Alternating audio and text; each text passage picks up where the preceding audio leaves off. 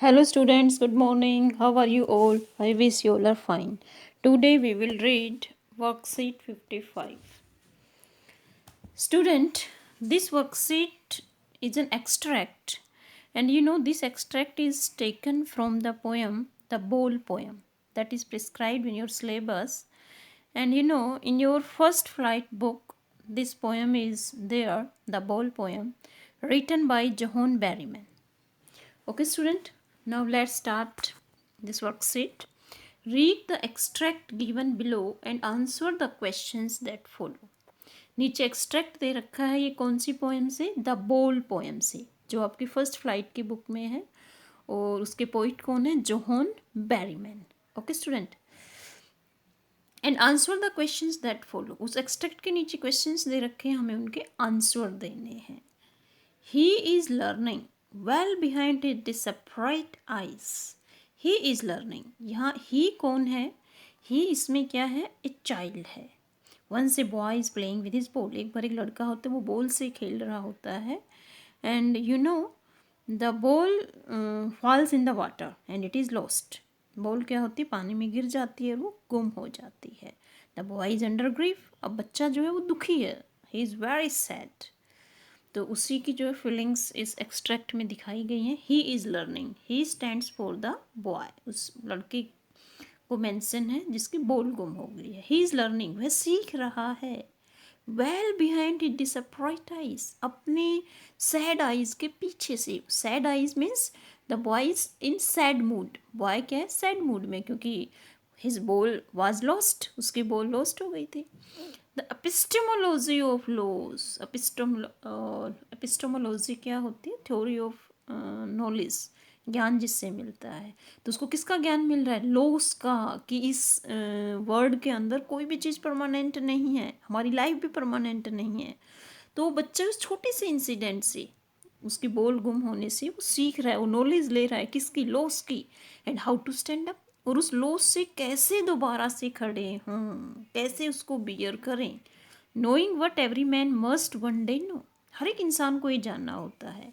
And most know many days how to stand up, कई काफ़ी दिन लगा देते हैं इस बात को जानने में कि हम दोबारा कैसे खड़े हो सकते हैं. कोई हमारे साथ ट्रेजिडी हो जाती है, डिप्रेशन में आ जाते हैं, तो उस चीज़ से हम कैसे उभर कर आए. कुछ जल्दी सीख जाते हैं, कुछ ज़्यादा टाइम लेते हैं. ही सेंसेस फर्स्ट रिस्पॉन्सिबिलिटी. ही कौन है? वो छोटा बॉय जिसकी बॉल गुम हो गई है.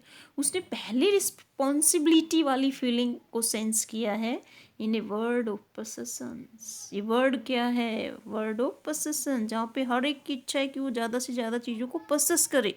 सब चाहते हैं कि मेरे पास सारी चीज़ें हों.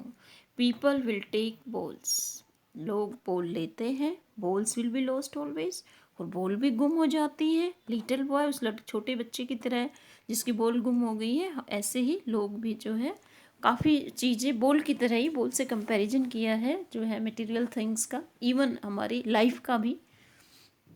And no one buys a ball back, कोई भी बॉल को वापस नहीं ले सकता, खरीद सकता. Money is external. मनी क्या है? वो एक्सटर्नल है, इंटरनल नहीं है. वो चीज़ों को खरीद सकता है, लेकिन अंदर की शांति, अंदर की जो फीलिंग्स होती हैं उनको वो नहीं खरीद सकता. ओके, तो बिल्कुल आसान सा एक्सट्रैक्ट था ये. अब देखते हैं इसके questions. First one is money is external. Here is use by the poet to convey. Poet इसमें क्या कन्वे करना चाहते हैं मनी इज एक्सटर्नल से? Meaning of loss, playing cricket well, use of Paytm, currency in hand. तो क्या कहना चाहता है money is external? Meaning of loss. वो लॉस के मीनिंग को डिफाइन करना चाहता है कि मनी से दूसरी बॉल तो खरीद सकते हैं, लेकिन सेम टू सेम जो लॉस होगी उसको नहीं. तो मीनिंग ऑफ लॉस, इसके द्वारा पोइट कन्वे करना चाहता है meaning of loss. Okay, next question is the poet uses senses first responsibility to refer to. Poet ने यूज़ किया ना कि बच्चे की फर्स्ट सेंस थी वो रिस्पॉन्सिबिलिटी की, तो क्या रेफर करना चाहता है? The growth of the boy, the boy taking care of his possession, a sense of achievement, sense of adventure. क्या क्या थी वो sense of responsibility? First responsibility, the boy taking care of his possessions, कि बच्चा अपनी चीज़ों की जो है केयर कैसे करे, वो सीखता है उस बोल के गुम होने से। वो उसकी क्या थी? सेंसेस फर्स्ट रिस्पॉन्सिबिलिटी की फीलिंग बच्चे में आई थी कि उसे अपनी चीज़ों की केयर करनी चाहिए। Okay, third one is the word epistemology does not have a meaning similar to. Epistemology क्या होता है? नॉलेज होती है। तो इनमें से किसका मीनिंग जो है एपिस्टेमोलॉजी से सेम नहीं है? थिंकिंग लॉजिक होता है एपिस्टेमोलॉजी का पार्ट, थ्योरी ऑफ लॉजिक भी होता है, नॉलेज वही तो होती है जिसमें लॉजिक हो। Metaphysical philosophy, function of stem.